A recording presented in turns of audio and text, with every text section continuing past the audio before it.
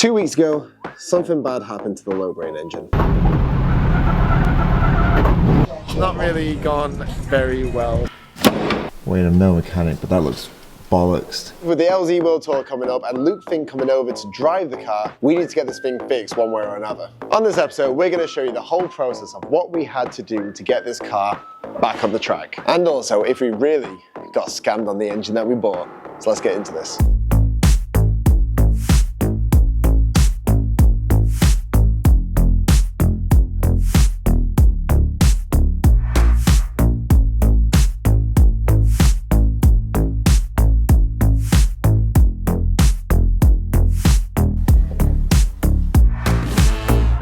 Okay, literally starting off where we finished off. Right now, our main objective is to figure out everything that we need and diagnose exactly what's happened, all the bits that are damaged, any bits that can be resalvaged, and just get down to the bottom of the cause of this. So we have Wayne and a positive Tommy, isn't it?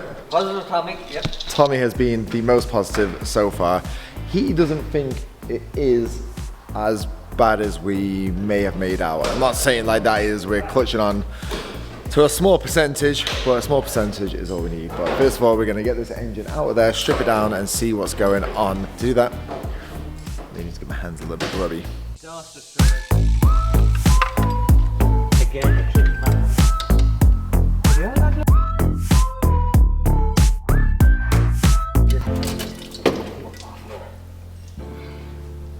Okay, second head inspection.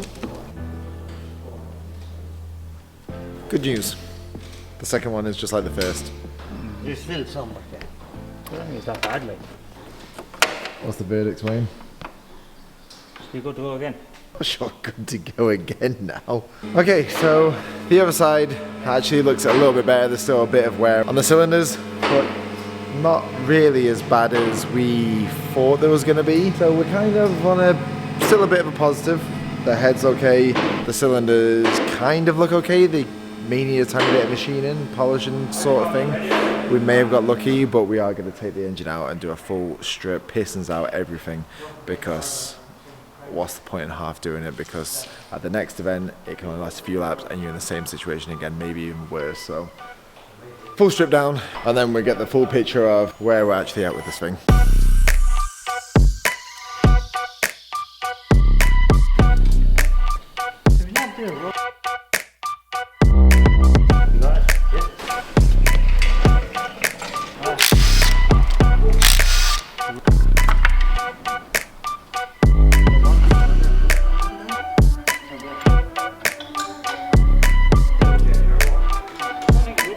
So if you're watching the build when we first built this car, when we stripped the car, we bought these little lunch bags and we're supposed to put the parts and labour and stuff. And if you were watching, you remember we never used them. Funny how a few weeks after the build finished, we're using the bags on the same build. It's not that funny really, is it? What's that? That's just after falling out the engine. Over the middle of your rotor. Looks like a bullet. See how hot I got? It must be wedged somewhere in the engine. I think that's the thing that did the majority of the damage, isn't it? Do we keep this or chuck it far away? So whatever was in there, if it was that bit, is in there for quite a while, and this is the thing we're worried about, the crankshaft. As you can see, it's got some wear there. I have just got off the phone to Dave Yander from DY Engines, and I sent him a few pictures, and he, as long as it's not worn in the important areas, he thinks that this will be able to be repaired. Fingers crossed. So that is about $3.5 grand. You heard about this one, isn't it?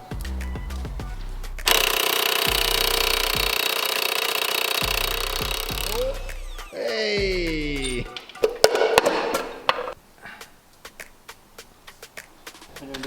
Right, so we're after taking the cover off to see the chain, and the tension on it. And it looks to me like there should be a clip in the hole there, and there's nothing. Not too sure if that could be something to do with it, where that clip's gone, if there was a clip in there in the first place. Lots of questions to be asked. the rest of your ball. Oh, there's definitely damage there. One definitely. That's dented in there. That That's is gone. horrendous. Yep. What's that? That's the rest of your ball bearing that we said was gone missing. That's the bit that was wedged down there. Yeah. Oh, right, you know what, add it to the list. So we're not too sure if the ball bearing went first or the rocker bolt snapped, but that is the culprit of every bit of metal that went in the engine, which for a bearing, when it splits, there's lots of little bits of metal, which is not good. So that's comparing it to an unbroken one, and as you can see, there's a lot of material that's worn away on the broken one, so that's essentially what was going through the engine and bouncing around on the pistons and all of the bottom end. How can I get that? That's off the side of it. That's off the side of the block. There was a lot bouncing around in this engine by the looks of it.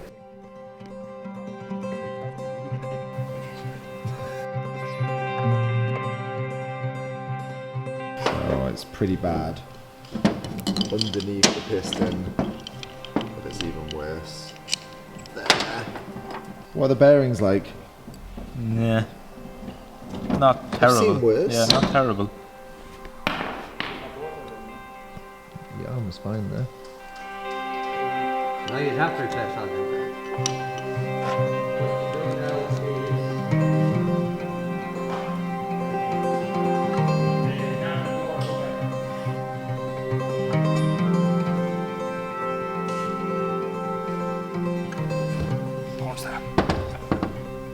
The important bits look fine. If you just ignore those bits are alright.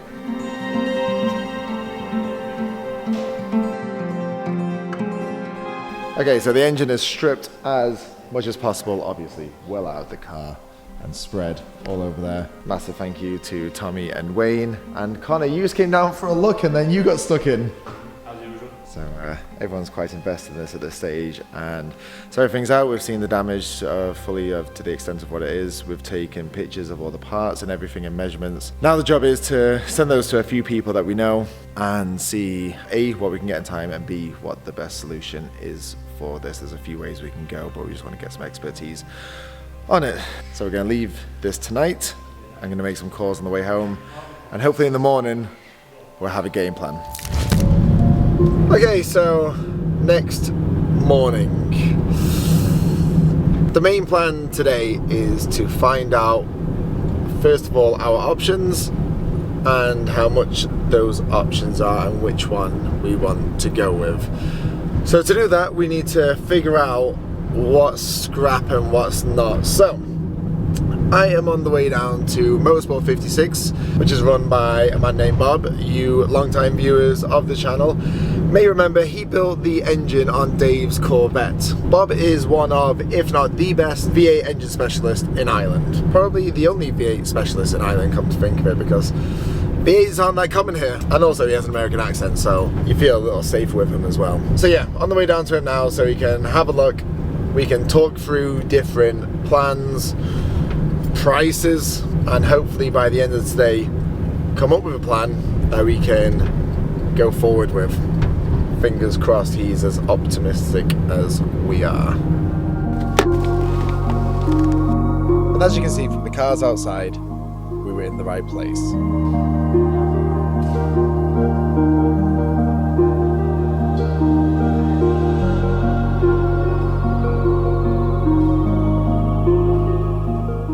So Bob, like I said, he's American accent, so he knows his stuff. Yeah, I try anyway. Yeah, this is kind of the moment of truth for us. This is Yeah, is it salvageable? Is it not salvageable? open the doors and we will figure this out. Okay, so I'm just going to kind of film this bit raw, and Bob, you can be as truthful as you like. Yeah, well, one thing is see the lifter tray. You see there's a lot of play in that. You see that one's stiff. That's like tight. You can't even move it.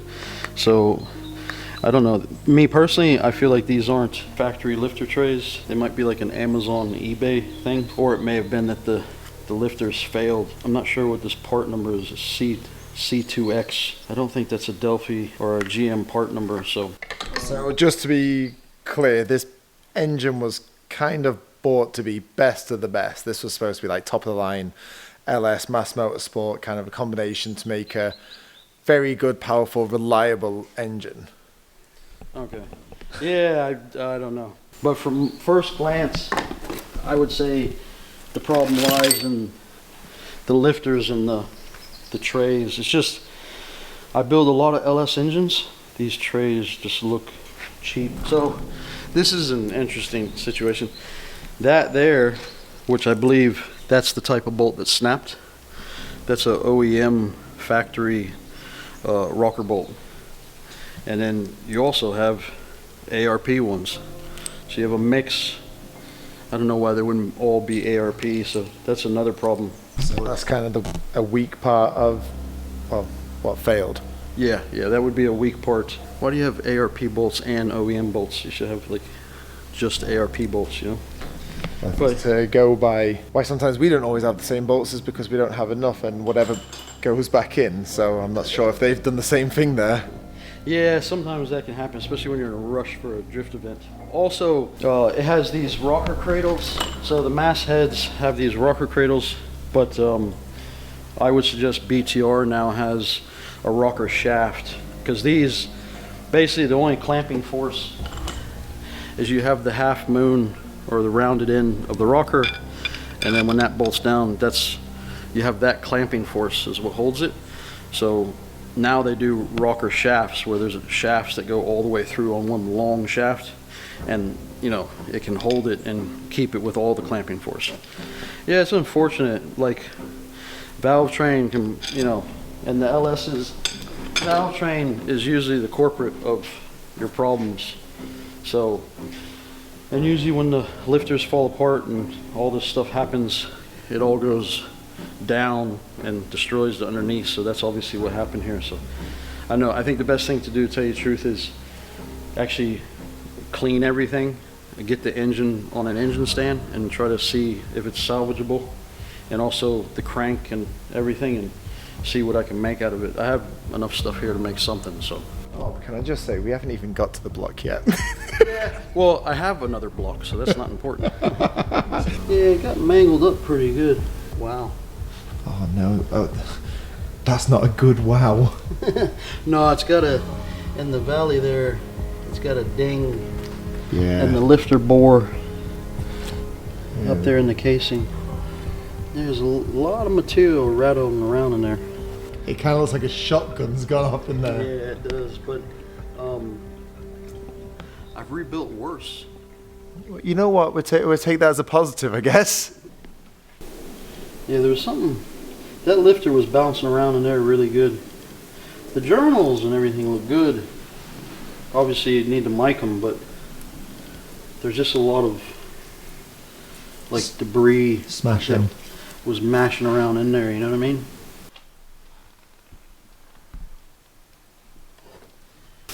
Yeah, the heads actually look okay.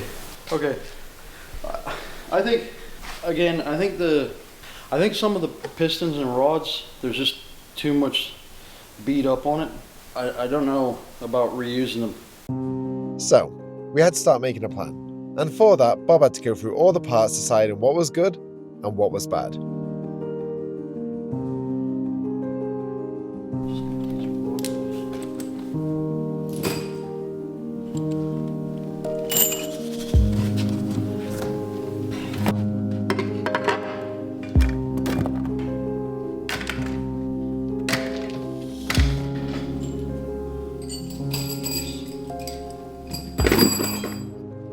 So after going through all that, Bob had a few options for me to think over.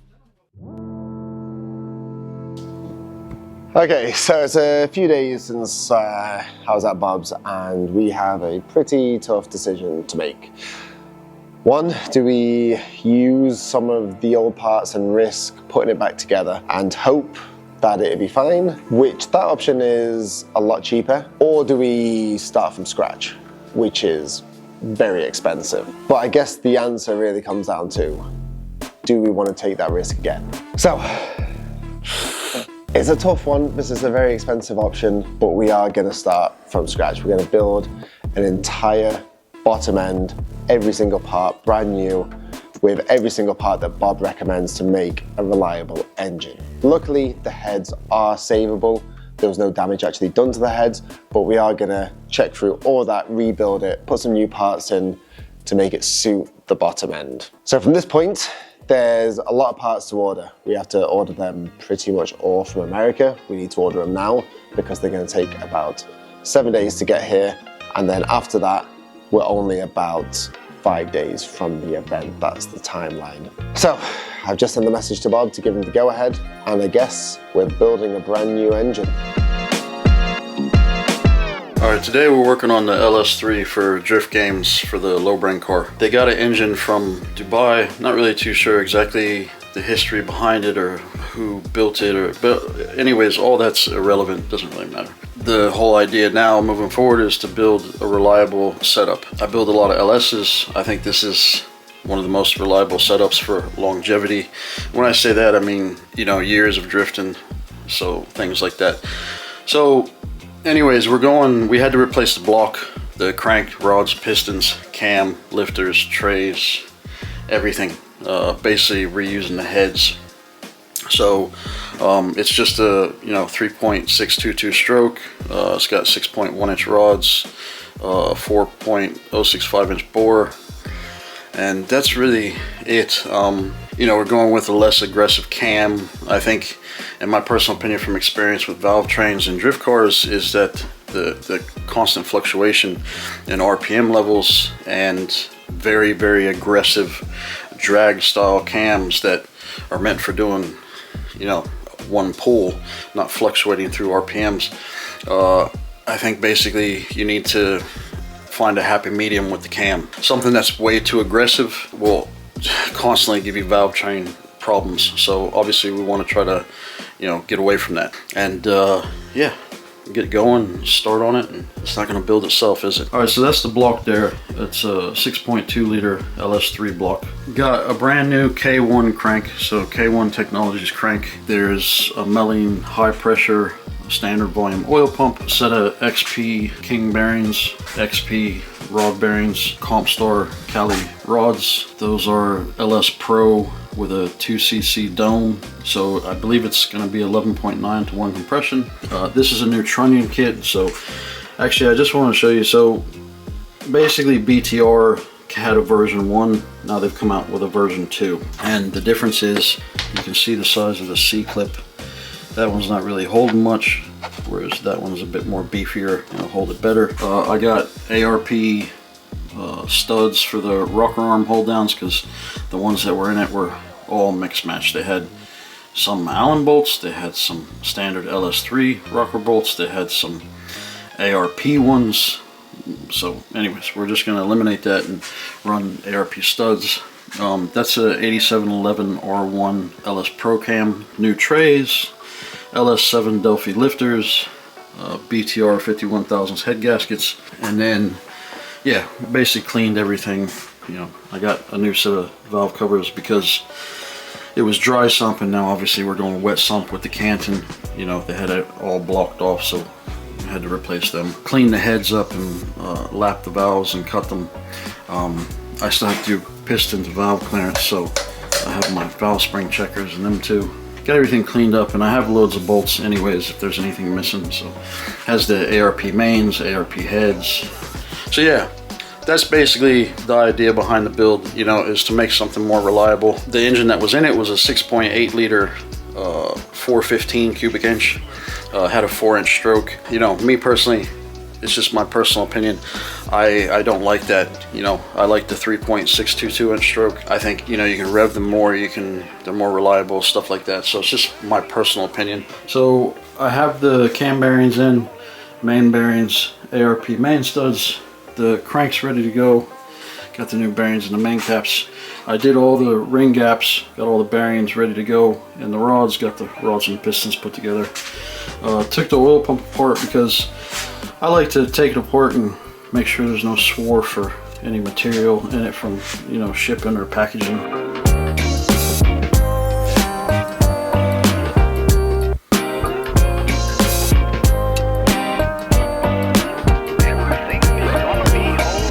Alright, so that's the piston valve clearance checked, bottom end assembled, got the cam in it, pistons, rods, oil pump, lifters, everything's ready to go. So now just need to get the heads on it, get them bolted up, get the rocker assembly put together in the heads, and then also need to check the preload on the lifters. And yeah, almost there. Then it'll be just closing up. Oil pan, timing cover, rear cover, valve covers, valley cover, so all that type of stuff. So yeah, God bless America. And at that point, Bob found what could have been the problem that started the whole chain of reactions of all the other problems. All right, well, I guess you can say another problem has arose, or another problem has happened. So I'll show you guys another thing that I found, and basically that could cause a problem. So basically, got the top end all together, got the heads on it, got the rockers in it, and I'm just doing the valve lash now. And I'll show you here, you can see this one here I have shimmed, so you can see basically the plunger has a lot of absorption. Absorption? I don't know. Anyways, you can see that the lifter has a lot of travel, okay? If you look at this one, it's very little. So the downfall to that is that basically that plunger that's not shimmed, and the way that the engine was is that plunger is fully collapsed. So there's no shock absorber, I guess you can say, in that instance, where is when you shim it, you know, basically you have a lot more cushion. So anyways, that's fine. That means that I have to shim every single rocker. It's no big deal, but again, like I said, if you think about it, you have basically, I think it's a total of like 150 thousandths travel. So the problem is that you kind of want like 30, maybe 60, so that way you still have some, you know, shock lift in the lifter. You don't want that lifter fully collapsed to 120 thousandths, so that way basically, you know, if anything happens or might have a backfire, it just goes rock solid. You want it to have some cushion. So just a couple more things that we found that could have been a leading factor to the lifter failure. Other than the fact that, again, like I said, I think the lifters that were in it were not name brand. You know, usually you'd run like a JB Melling or a Morale or a Delphi or something like that.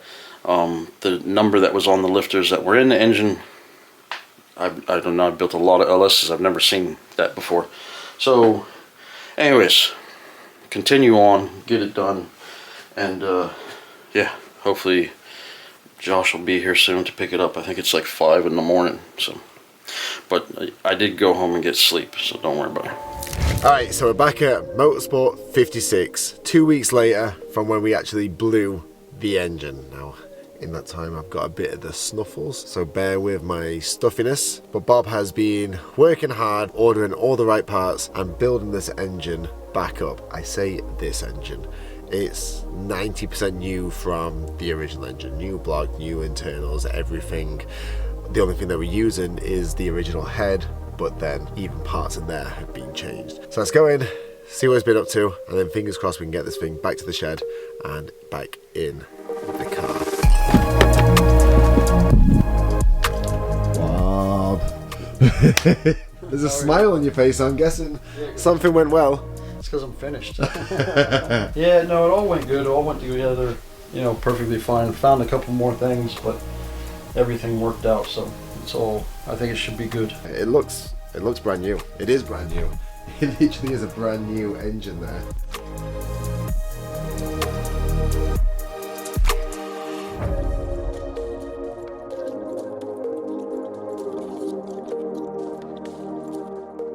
Yeah, it came out nice. Well, it pretty much is brand new. The only thing we use is the heads. And I was just saying then, even they've been, different parts been used and everything. Yeah. The good news is it's all back together. Everything did go well. All the parts somehow turned up from America in almost record time from my experience. You must have some sort of connection in the postal service. Yeah, no, the company I use is pretty rapid when it comes. Actually, I can get parts quicker here than I can from the UK, believe it or not. So I order so much. Yeah, I got a good rapport with them, so I get parts pretty quick. So should we get this thing back in the van so we can put this back in the car? Yeah, yeah. No, we'll get it loaded up. I think that's the best thing to do. Get it and get the hell out of here.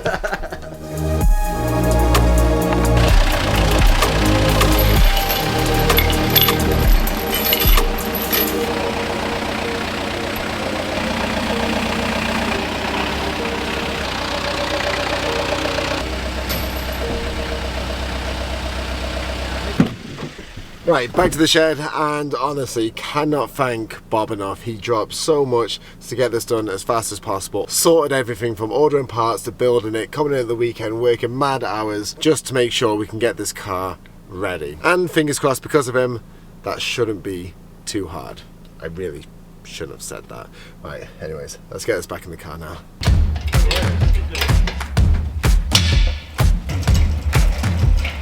Okay, so the main thing that we have to get through tonight is whether the wet sump fits, because these are custom engine mounts and supposedly it fits in their chassis, but this car is, God knows what's going on with it. So fingers crossed the sump fits before the subframe, and 2, it doesn't sink lower than the subframe.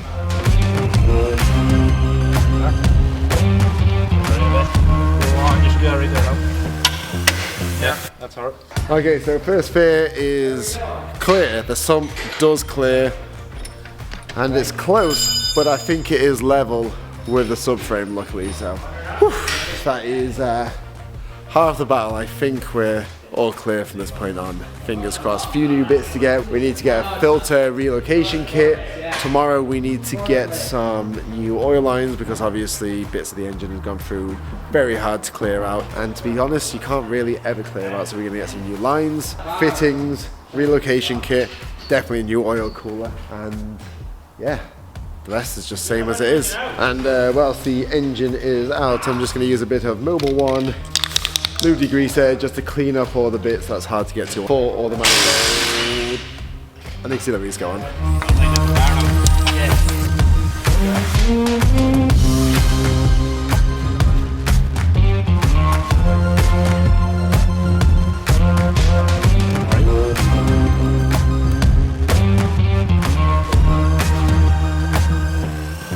So the other thing this didn't have was an oil breather system, because it was dry summer. So we had to get new rocker covers, add the breather system and connect them to the throttle body and the intake. So engine in, and now with the box. And the clutch has seen better days.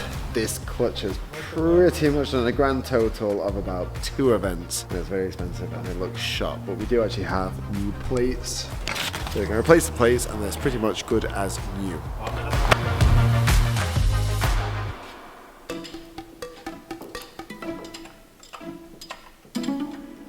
Everything else that was to go on the car had been on before, so from this point, everything went pretty smooth.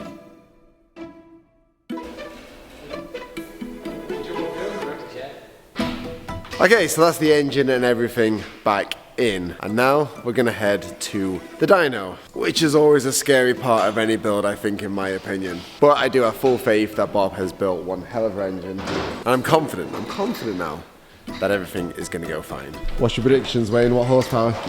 Lots.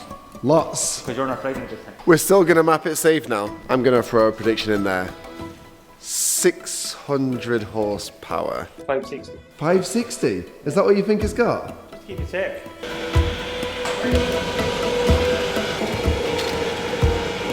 And now I think is a good time to talk about what I am going to be driving at the LZ World Tour, because obviously this car is going to be driven by Luke Fink, and Dave's Supra that I was going to be driving is now being driven by Jimmy Oates. So that kind of left me a little bit carless. Here is my beloved MX-5. But as you can see, there's a very big problem with it. It doesn't really have an engine in it. But then, I was thinking, we used to do up a Drift 32, 350 horsepower, we're not running super sticky tyres, so I thought, hey, that may be the car I bring there. But although it looks the part, as you probably saw in the last video, it really goes very well, and it has a slight oil pressure problem. So unfortunately, this one is out as well. So that left me to look elsewhere. A place where I didn't really want to be looking. Ask a person I didn't really want to be asking. But I didn't really have any choice because I do really want to drive the event in the UK. So I had to suck it up and ask the one man that probably terrifies me the most in the world, and that is Wayne. Now, I'm not going to say I fully asked to use this car because Wayne actually very slightly suggested this. Slightly bullied you into it. So this is Wayne's car. This is his pride and joy, and I don't think there's anything more precious to him, probably including your kids, than this car.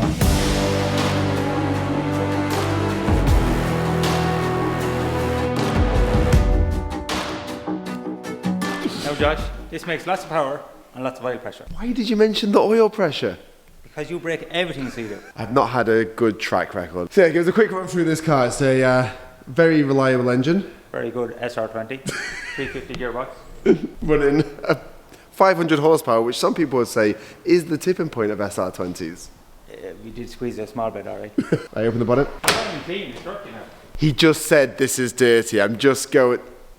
It's dirty. That's dirty. Yeah. You literally just put the engine in the low brain car, and that is a dirtier engine bay than this. This is... Oh, Wayne, man. We always make a joke of you. This is the show car.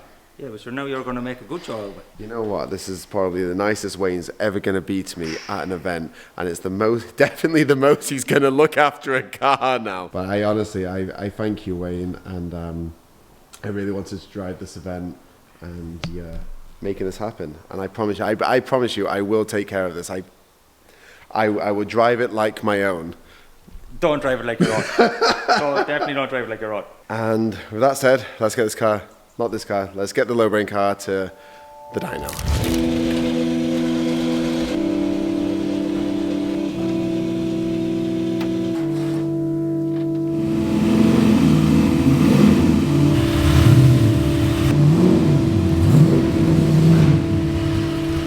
Okay, so we're down here, DRT Automotive. The car is just getting strapped down inside, and the last car we brought down here was a 32, which didn't have the best ECU or any kind of engine management on there. Pretty much non-existent. It's a Power FC, which are ghetto at the best times. But this car has the full link catalog with all the sensors and everything, so we know all the readings of the temps and everything around the engine. And now, at least because we got the engine built by Bob, we know everything inside the engine as well. So fingers crossed, with a little bit of Sonico fuel added into the mix, we should be pushing close to 600 horsepower by the end of this session. And also, fingers crossed, a lot of oil pressure, or enough oil pressure, not too much oil pressure. Too much oil pressure is bad as well. So Lloyd, this is better than the last vehicle I brought you. Definitely. At least this one's a proper EC unit, so that's a start. I was going to say, this has, this may be revelational right now, sensors. And it also doesn't have an RB, so that's also a positive. Right, I'm not going to hold you up. You get to it, but you know what? Got to be an incentive. Oh, okay, peace offering. That's how you keep them happy, guys.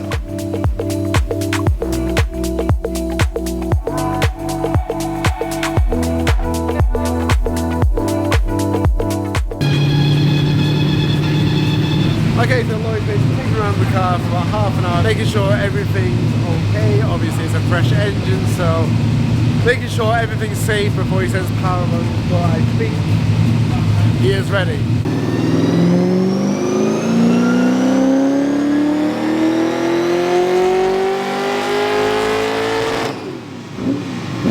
It actually sounds really good. We put the silencers on because it's too loud to run a Mondello, so we said we run it for 2 days with the silencers on. But I actually think it sounds better. It sounds more like a V8. Before it was just a lot of noise. As you know from the video in Silverstone, I couldn't even tell if it was down a cylinder or not. But now you can really tell that it's a V8. I mean, yes, it's not as loud, but I think it sounds better.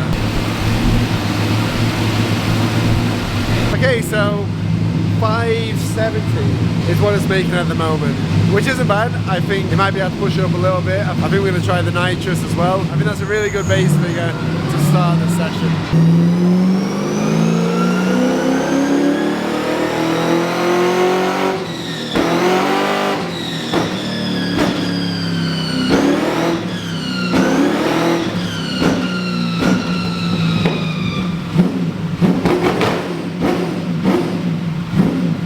My God, that sounds aggressive, and it's still got flames, which is, it's definitely not the most important thing.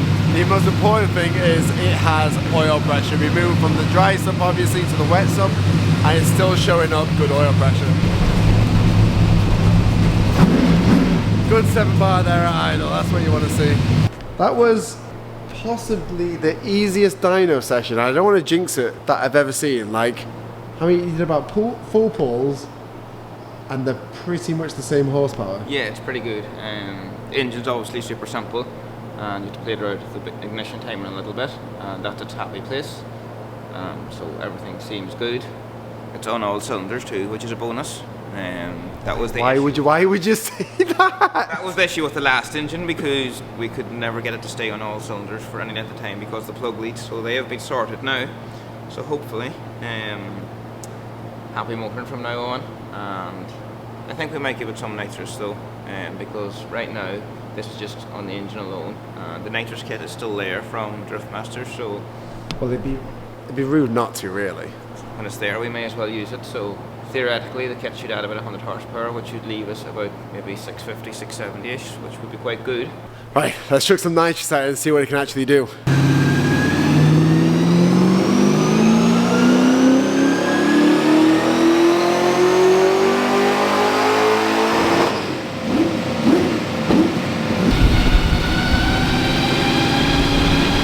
There we go, more than 100 horsepower from the NOS, which is nice to have. But I think for this weekend, without the NOS will be good enough.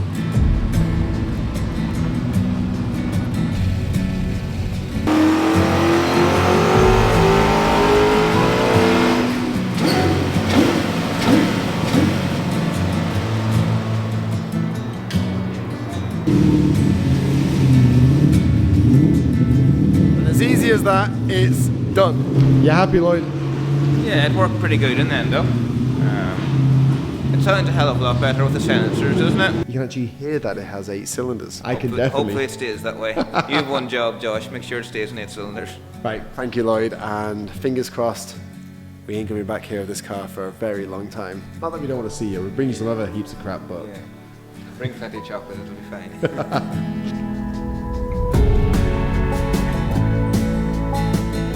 Okay, so that brings us to the end of the episode, and what a saga that has been for the past 2 weeks. Of blowing up a very expensive engine, but then to whatever's happened to having a better engine in the car, which in the long run is the better solution to this whole thing. Yes, I'm sure you're going to say in the comments a lot of that stuff would have been fine and whatever, but we don't want to be pulling this engine out every other week. We just want it in there, reliable, so we can thrash on it, and that's what you guys want to see. So we started this episode with 0 horsepower, and now we have 680 horsepower. So what a turnaround in an episode, don't you think? But for now, I'm going to love you and leave you.